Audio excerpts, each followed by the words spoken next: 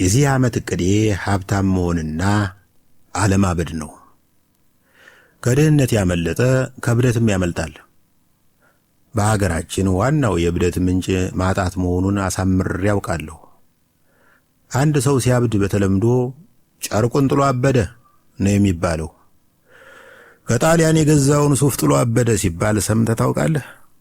ዘናጭ አፓርታማውንና ፌራሪውን ጥሎ አበደ ሲባል ሰምተሽ ታውቂያለሽ? በፍጹም። በእውኑ አንድ ሰው በዚህ ዓለም ገንዘብ አባክኖ እድሜ ቢያጠራቅም ምን ይፈይድለታል? ሀብታም ሆነህ በዚህ ምድር ላይ ብዙ ዘመን ከኖርህ የእድሜ ባለጸጋ ትባላለህ። ድሃ ሆነህ ረጅም ጊዜ ከኖርህ ግን አሮጌ ብለው ይጠሩሃል። ዜና አንባቢዎች የእድሜ ባለጸጋው ሼህ መሐመድ አላሙዲ በሉሲ የመጦሪያ ጣቢያ ለሚገኙ አረጋውያን የገንዘብ ድጋፍ አደረጉ ብለው ነው የሚዘግቡት። አረጋውያን ማለት ብዙ አሮጌዎች ማለት አይደለምን? ሞቱ ግን አንድ ነው ቢለይም ሕይወቱ ይላል ዘፋኙ። በፍጹም። እንዴት ተደርጎ? ሀብታም ሲሞት ዜና ላይ ከዚህ ዓለም በሞት ተለዩ ተብሎ ይነበብለታል። ድሃ ሲሞት ግን አረፈ ተብሎ ይዘግብለታል። ሀብታሙ ሰውዬ ከዚህ ዓለም ጋር ያለው ግንኙነት የወዳጅነት ወይም የደባልነት ስለሆነ ሞቱ በመለየት ይመሰላል። ለሀብታሙ ወዳጅ የሆነው ዓለም ለድሃው ሸክም ወይም ሽልማትን የማያጎናጽፍ የማራቶን ሩጫ ሆኖ ስለሚቆጠር ሞቱ እረፍት ወይም ግልግል ተደርጎ ይቆጠርለታል። በከተማችን ብዙ አግኝቶ ያጣ ሰው አለ። እኔን ትንሽ ለየት የሚያደርገኝ ሳያገኝ ያጣ ሰው መሆኔ ነው። አቶ እንደገና ያጣ ሰው ልትለይ ትችላለህ። ባለፈው የሰፈራችን ሱቅ ሄድኩና እንጀራ አለ አልኩት ሻጩን። አለ። ስንት ነው? 20 ብር። እሺ ግማሽ እንጀራ ስጠኝ። ግማሹ 12 ብር። ሙሉ 20 ከሆነ ግማሹ 10 ብር አይደል እንዴ የሚሆነው? 2 ብሩ ከየት መጣ? 2 ብሩ ለገመስንበት ነው።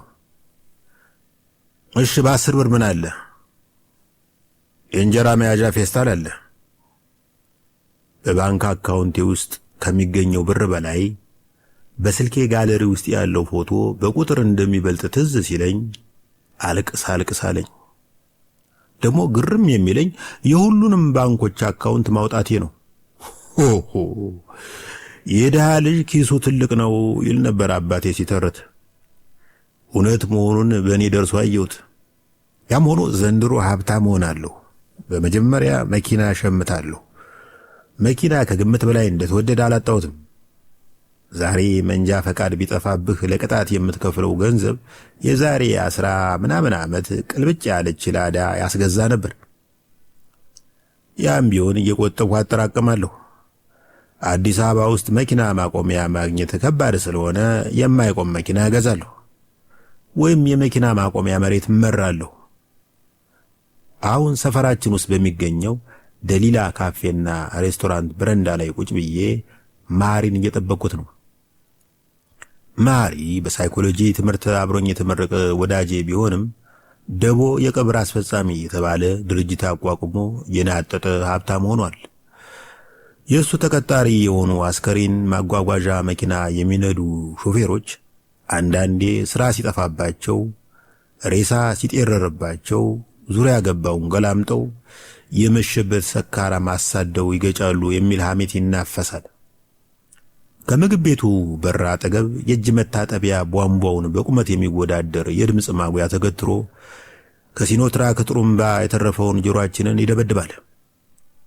ከጎኔ 2 ፍቅረኛሞች ቁጭ ብለው ድሪያ ይዘዋል። ልጅቱ ብጉር የተነሰነሰበት ውብ ፊት አላት። ሰውየው ግዙፍ ነው። ወዛም ፊቱ ፓስቲ የተጠበሰበት ብረት መጣድ ይመስላል። ክንዱን ፍቅረኛው ትከሻ ላይ እንደ ቀንበር ጣል አድርጎ አይኗን ያያታል። የድምፅ ማጉያው የጂጂን ዘፈን መልቀቅ ሲጀምር ሴቲቱ ተደርባ መዝፈን ጀመረች። እንዴት ብዬ ላወዳድርህ ከዚህ ሁሉ ኮሳሳ ትልና ወደ እኔ አቅጣጫ ዞራ ጥቆማ በሚመስል አስተያየት ታየኛለች። ከዚያ ፊቷን ወደ ፍቅረኛዋ መልሳ የኔ አንበሳ የኔ አንበሳ ትለዋለች። እጅግ ሆድ ባሰኝ። ትንሽ ቆይቶ ወንድየው ሊስማት ማሟሟቅ ጀመረ። በተቀመጥኩበት ሆኜ በልቤ አቃቂር ማውጣት ጀመርሁ።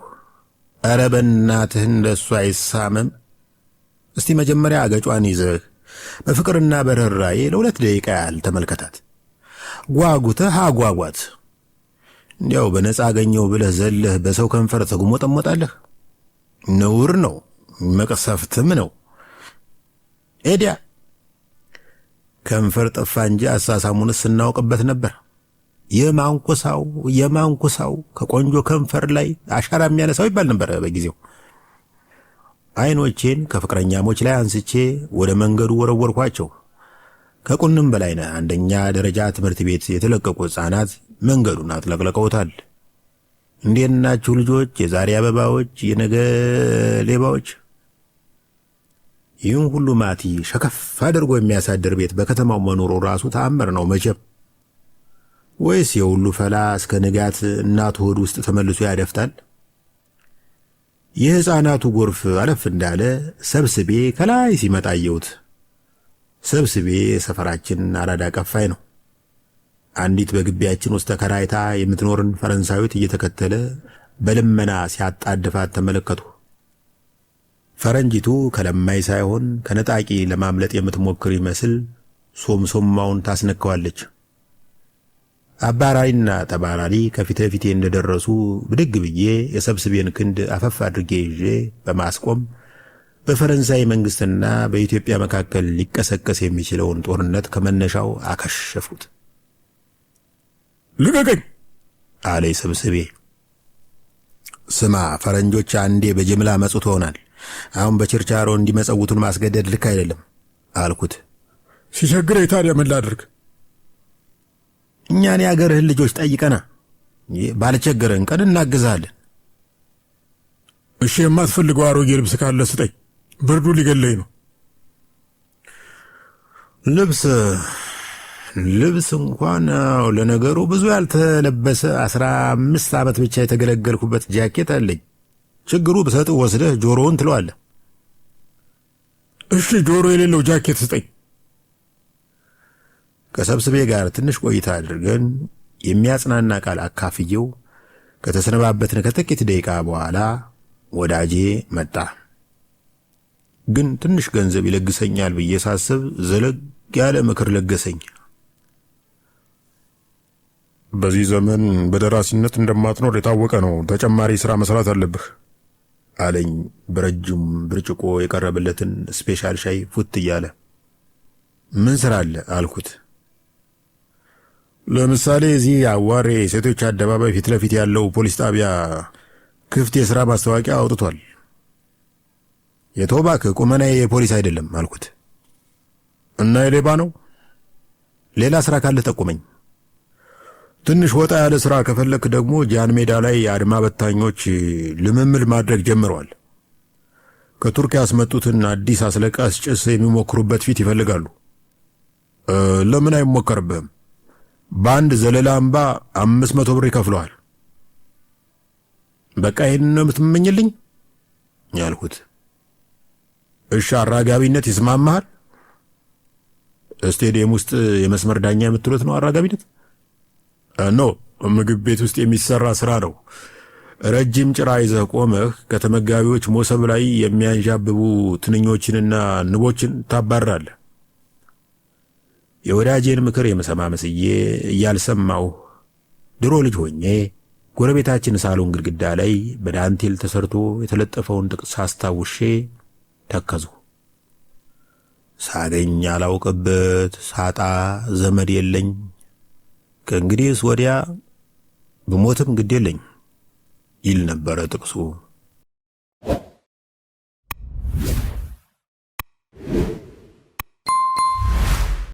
ማንኛውም ዘመን ማንኛውም መንግስት ሲመጣ ትውልዱን የሚያጃጅልበት አንድ ነገር አያጣም።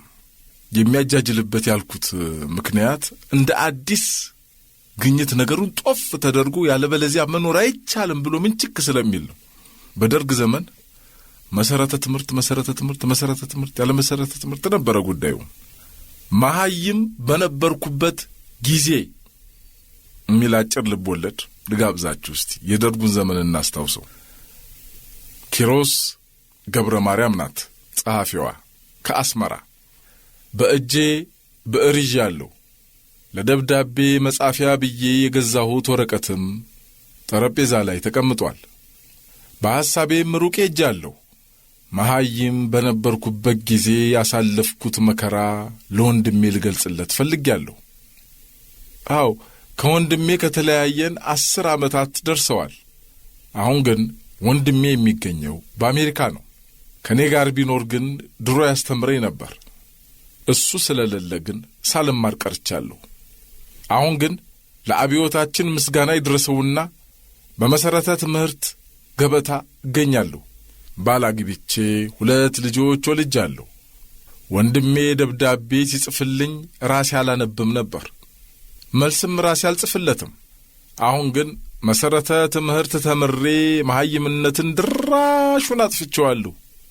ለወንድሜ እንደሚከተለው ደብዳቤ ጻፍኩለት። ግንቦት 28 1981 ለውድ ወንድሜ አበራ ደበበ ዋሽንግተን። ይድረስ ለውድ ወንድሜ አስቀድሜ ካለሁበት አብዮታዊ ሰላምታችን ይድረስህ። እንደምን አለህ? ደህና ነህ ሆይ? እኔ ካላንተ ሐሳብና ናፍቆት በስተቀር እግዚአብሔር ይመስገን ደህና ነኝ። አንተም ደህና ትሆንልኝ ዘንድ ምኞቴ ወሰን የለውም። ውድ ወንድሜ በቅርቡ የደረሰኝ ደብዳቤ እኔ ራሴ አንብቤዋለሁ፣ አንድም በአንድ ተመልክቼዋለሁ። በተለይ የጀመርሽው ትምህርት እስከ ፍጻሜ ሳትሰለች ግፊበት ያልከኝ በርግጥ አሁን የትምህርትን ጣዕም የቀመስኩበት ጊዜ ስለሆነ መሰረተ ትምህርት ጨርሼም መደበኛ ትምህርት እቀጥላለሁ። ብቻ ያንተ የሞራል ድጋፍ አይለየኝ። ይህን የደብዳቤ መልስ እኔ ራሴ ስጽፍልህ የተሰማኝ ደስታ ለመግለጽ ይሳነኛል። አንተም ደስታ እንደሚሰማህ አልጠራጠርም። እስቲ ለአንድ አፍታ ያለፈው ሥርዓት አስከፊነቱ፣ ብዝበዛውና ጭቆናው አስታውሰው። እንዳናነብ ጥቁር መጋረጃ ተጋርደን በድንቁርና ኖረናል። በተለይም ለእኛ ለሴቶች መብታችን አይረጋገጥም ነበር። ሴቶቹ በቤትና በኩሽና እንድንውል ያደርገን ነበር። በዚህ የተነሳም አብዛኞቻችን እናቶች መሐይም ነበርን። አሁን ግን ምስጋና ለአብዮታችን ይድረሰውና ከመሐይምነት ተላቀናል። ሴቶች በቤት መዋል ብቻ ሳይሆን ከወንዶች እኩል ተሰልፈን አገራችንን በመገንባት ላይ ነን። በአጠቃላይ በአገራችን እኩልነት ሰፍኗል። ውድ አበራ፣ ሌላው ሲቀርና አንተ ደብዳቤ ስትጽፍልኝ ለማንበቡ አሊያም መልስ ለመጻፍ ይደርስብኝ የነበረው ችግርና መንገላታት አሁን ሳስታውሰው መማር እንዴት ያለ ጸጋ መሆኑን እገነዘባለሁ።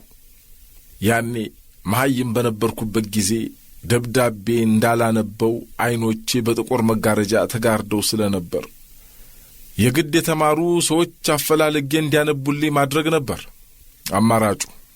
ነገር ግን በሰፈራችን አብዛኞቹ እንደኔ መሐይም ስለነበሩ የባሰ ችግር ይሆንብኝ ነበር።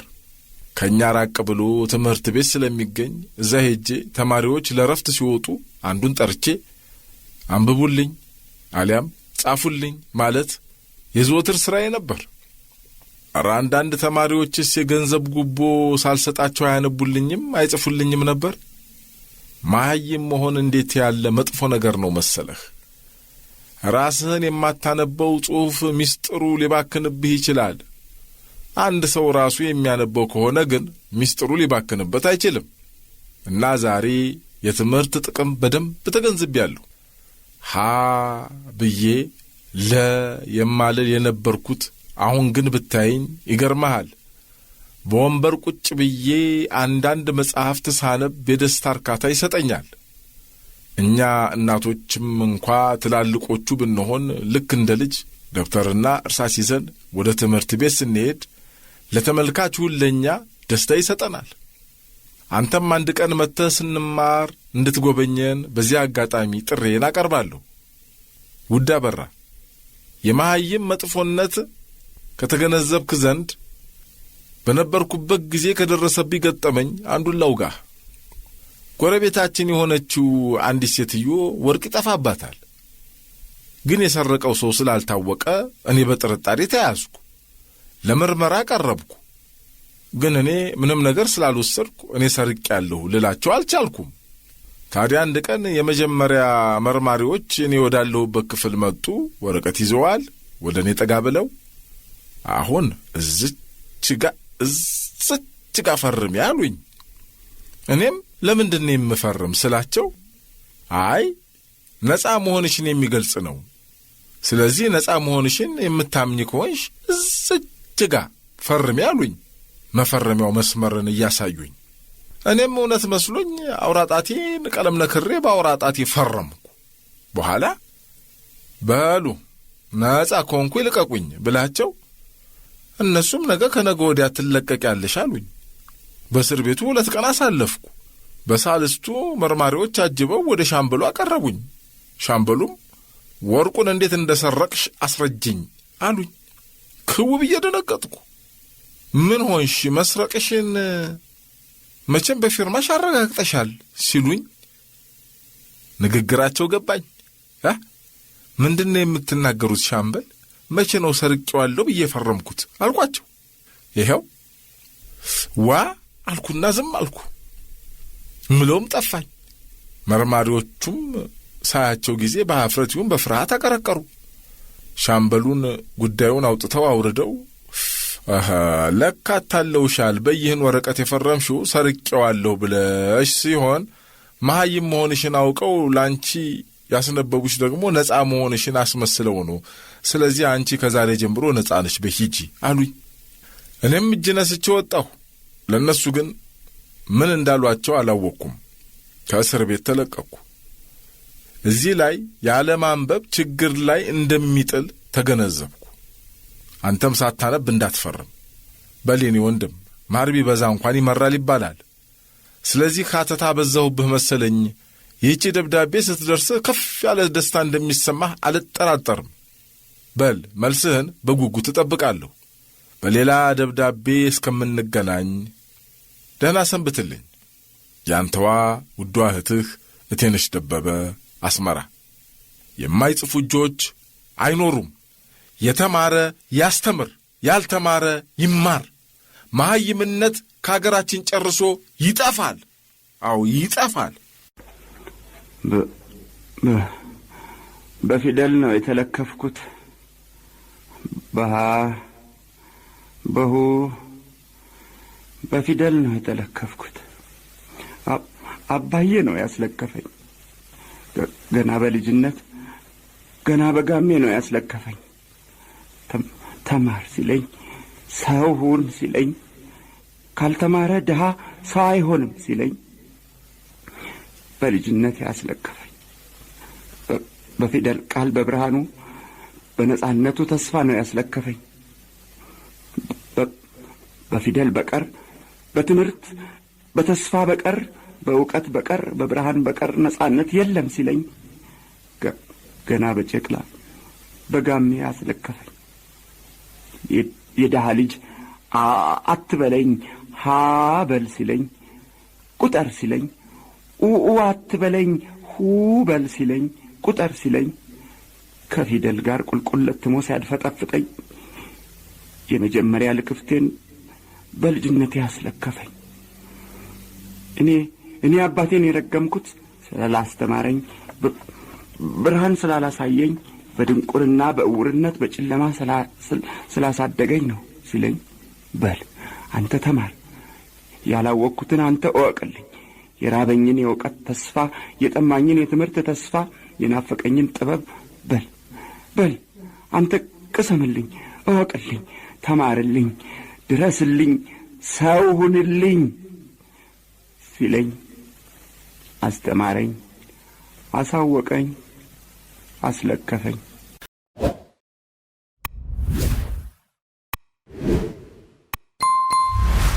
ኑ እንዋቀስ ይላል ነፋሱ። አለማየሁ ገላጋይ ጸሐፊው ነው። እኛ ኢትዮጵያውያን ከወራሪዎቻችን አንጻር ብዙ ጀግንነትና ብዙ ኩራት አለን። ከገዢዎቻችን አንጻር ደግሞ ብዙ ቅሬታና ብዙ ውርደት አከማችተናል። ለዛሬ የጀግንነቱ መወድስ ይቆይና የቅሬታና የውርደት መዝገባችን ይገለጥ። ከገዢዎቻችን አንጻር ቅሬታ ሲያድርብን አንድም እንተርታለን፣ አለበለዚያም እንዘፍናለን። የምንተርተውና የምንዘፍነው እምድጃ ዳር ሰው ሁሉ መተኛቱን አረጋግጠን ነው። እንደ አጼ ቴዎድሮስ ዘመኗ ምንትዋብ አደባባይ ላይ የቅሬታ ተረትና ዘፈን አንሞክርም። እንዲያማ ቢሆን ቅሬታን ውርደት አይከተለውም ነበር። አንድ የቅሬታ ተረት እንጥቀስ። ሹም ለሹም ይጎራረሳል፣ ድሃ ለድሃ ይላቀሳል። ይሄ ቅሬታ ዛሬም አለ። በአደባባይ መተረት ግን ሞታችን ነው። ተረቱ የክት እንደሆነ ቀጥሏል። ይህን ተረት ይዞ ገበያ የወጣ ልበድፍን ለእርሱ ወየውለት። የቅሬታና የውርደት ታሪካችን የሚያመለክተው ይህንኑ ነው። በጠላት ጊዜ ሕዝባዊ የቅሬታ ተረት ይዘው አደባባይ የወጡ 3 ወንድማማቾች ነበሩ አሉ። ጣሊያን ይህን ሰምቶ ባንዳዎቹን በመላክ ያለምንም ችግርና እንቅፋት ከሕዝብ መካከል ወንድማማቾቹን መዞ ይዟቸው ሄደ። በዝግ ችሎት የፋሽስትን አንቀጽ ጠቅሶ 3ቱም ላይ ሞት ፈረደ፣ ሰቀላቸው። ከዚህ በኋላ 3 ወንድማማቾች ለሕዝብ ቅሬታ ሳይሆን ለምድጃ ዳር ዘፈን ተመለመሉ። ወይ አውቀው አያውቁ ወይም አይጠይቁ፣ የነሲቡ ልጆች 3ቱም አለቁ። ይህ ሕዝባዊ ዘፈን ሕዝባዊ ውርደትን ወደ ሰማዕቶቹ የማዞር ጥበብ አለበት። ቅሌቱ የማን ነው? የሕዝቡ ወይስ የ3 ወንድማማቾች? የሕዝብን ቅሬታ ይዞ አደባባይ መውጣት አለማወቅ ነው? አደባባይ መውጣቱ የሚያስከትለው ዕዳስ የአደባባይ ወጪው ብቻ ነው? ይህ ሕዝባዊ ውርደት በእኛ ታሪክ ውስጥ ተደጋግሟል። ደጃዝማች ታከለ ወልደ ሐዋርያት የሞቱት እንዲያው ነው። አጼ ኃይለ ሥላሴ ከማይጨው ጦርነት በኋላ ወደ አውሮፓ መሸሻቸው ደጃዝማቹን አስከፋቸው።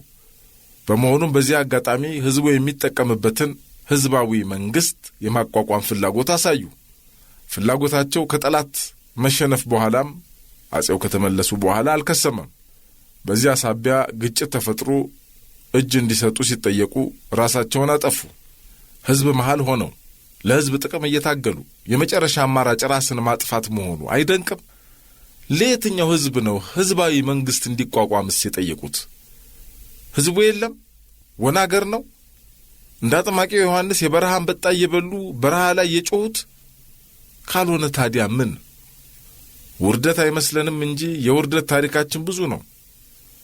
ሊጋባ በየነ፣ ወንድማገኝ የተሰኙ መኳንንት ከአጼ ኃይለ ሥላሴ ጋር ጸብ ገጠሙ አሉ።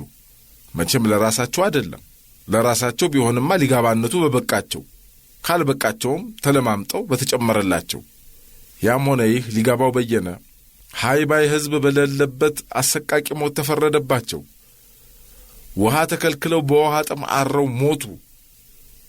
ይህ ሲሆን እኛ ምን አረግን? ኧረ ማድረጉ ሲቅርብን ምን አልን? ምንም። እንደውም የጭካኔው ፍርድን የሚያበረታታ ዘፈን አወረድን። ጠጅ አልጠጣም ብሎ እንደ ተጀነነ ውሃ ውሃ እያለ ሞታሉ በየነ። ዘፈንን ከክብር በላይ አስበልጠን እና ይሆን? ካልሆነ በላይ ዘለቀን ያህል አውራ አሰቅሎ ለዘፈን ማድላት ምን የሚሉት ፈሊጥ ነው?